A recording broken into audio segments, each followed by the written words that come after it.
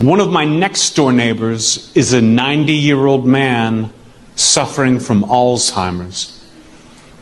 And every single morning at 9 a.m., he knocks on my door and he asks me if I have seen his wife.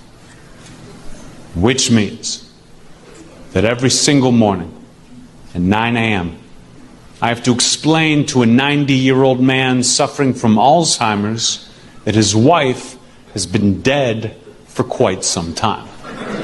Now, I have thought about moving. I have thought about just not answering my door in the morning. But to be honest, it's worth it just to see the smile on his face.